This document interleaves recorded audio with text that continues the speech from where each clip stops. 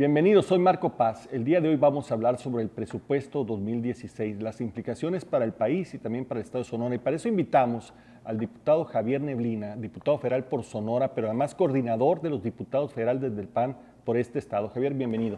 Muchas gracias, Marco. Encantado de estar aquí contigo y un saludo para todos los que nos están viendo y escuchando. Muy bien, Javier.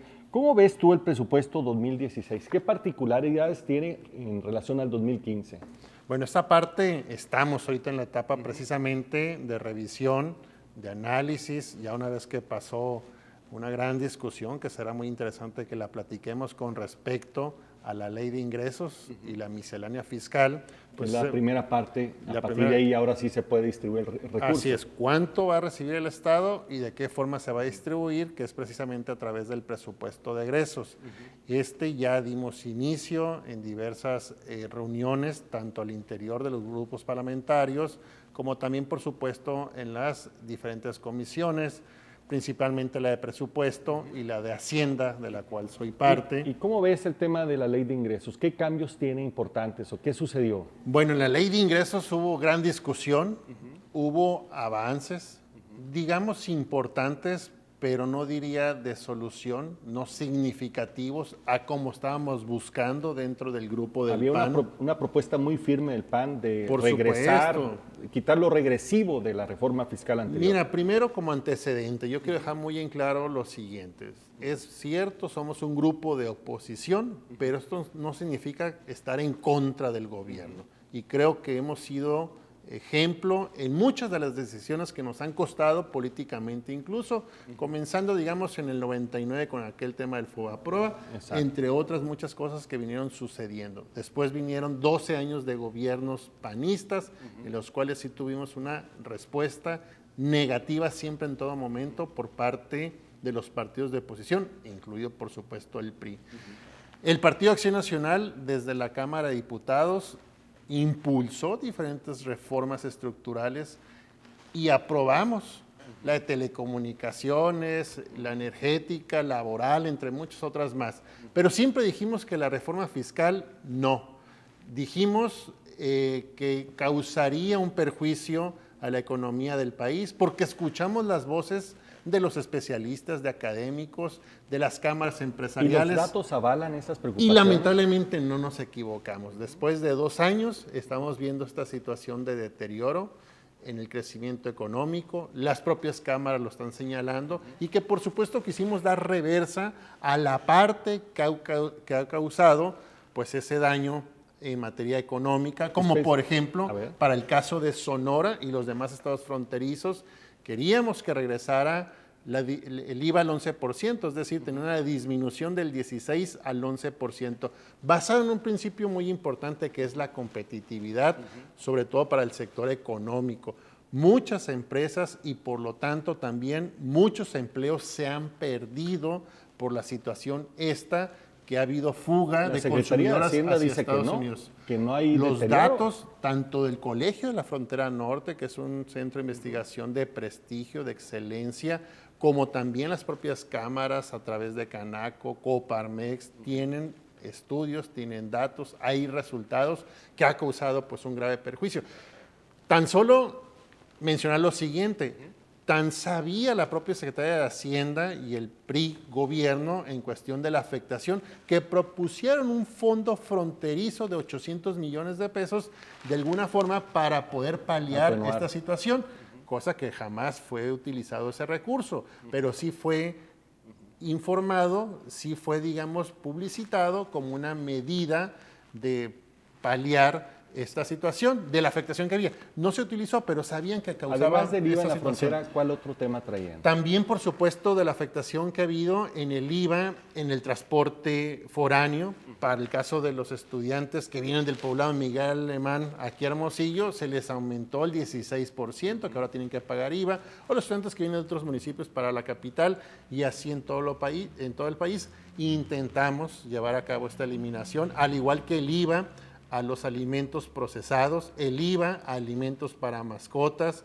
Quisimos también hacer una disminución en el impuesto a la renta para personas físicas del 35 al 30% como tope máximo, a personas morales también bajar del 30 al 28%. ¿Y por qué no progresaron esas propuestas? Porque hay una gran mayoría, una planadora que no escucha, que está conformada por el PRI y por el Verde, que aún y cuando les dimos números para que pudieran ellos tomar las decisiones que fueran de manera responsable para beneficio del crecimiento económico de nuestro país, pues simple y sencillamente recibió una línea desde Los Pinos para oponerse a estas propuestas que hicimos. En lo personal, hice una petición que se le diera estímulos fiscales a los empresarios que contraten a las personas de entre 40 a 64 años de edad, como ocurre con los estímulos que se dan para las personas de más de 65 años. Igualmente tuvimos oídos sordos de parte del PRI.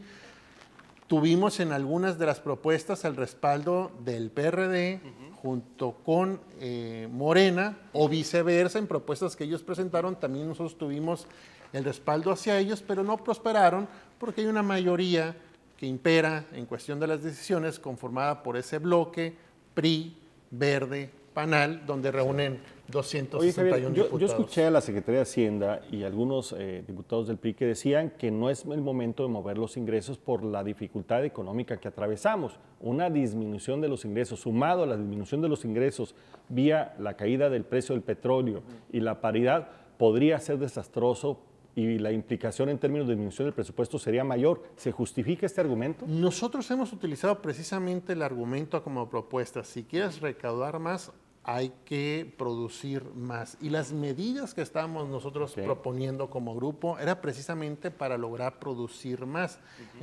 Un ejemplo de ello muy claro es el tema de regresar al régimen de pequeños contribuyentes, con dificultades, obviamente, pero también con la responsabilidad de querer contribuir al beneficio y al desarrollo del país. Esos pequeños contribuyentes pagaban un impuesto. Ahora, al cambiar de régimen de incorporación fiscal, muchos de ellos, ante la dificultad que esto significó, dejaron de contribuir. Así es, se fueron a la informalidad. Y eso que se recaudaba en el pasado se dejó de recibir en el presente. Es decir, también intentamos regresar, además con la opción para aquellos que ya después de 2 años hubieran podido haber logrado el estar dentro de este régimen de incorporación fiscal, ahí continuar si era su conveniencia, es decir, dejar como opción, pero igualmente pues tuvimos oídos sordos de parte de los diputados del PRI y Verde, principalmente, que a todas esas propuestas que sabíamos eran de beneficios, porque no venían originadas por los propios diputados, era de escuchar las diferentes propuestas y planteamientos que hicieron ciudadanos, que hicieron organismos empresariales, que hicieron muchas otras personas para poder plantear. ¿Y cuáles fueron los cambios que se aceptaron en términos de la reforma fiscal? Hubo algunos que los empresarios, las organizaciones nacionales comentaron. ¿Cuáles fueron los que sí hubo cambios?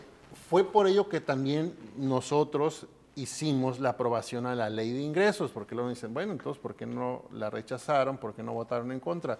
Porque tuvimos avances en algo. Nosotros somos un partido que busca lo posible y logramos estos avances, no suficientes, esto lo dejo muy claro, por supuesto que hubiéramos querido mucho más como lo propusimos, pero hay avances, digamos, en cuestión de incrementar el monto de deducción para los automóviles nuevos, que pasó de 130,000 a 175,000 pesos, algo bien importante que con la reforma fiscal se había eliminado la deducción inmediata del 100% de la inversión en bienes de activo fijo.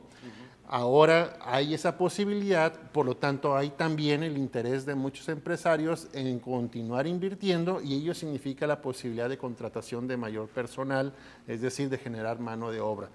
Fueron de los cambios importantes, igualmente de incrementar de 50 a 100 millones de pesos la deducción inmediata para pequeñas y medianas empresas en cuestión precisamente de las inversiones que se logren. Entre otros, pues, que sí son avances importantes, pero no suficientes. Podríamos Eso lo concluir, sostenemos. Javier, que no fue lo que se necesita, pero fue lo posible, lo que se logró negociar con el acuerdo de todos los partidos. Y también te agregaría lo siguiente, que es un tema de interés para todos, los usuarios, los consumidores, y además que genera también la parte de poder lograr mayor productividad y crecimiento, el tema de la gasolina.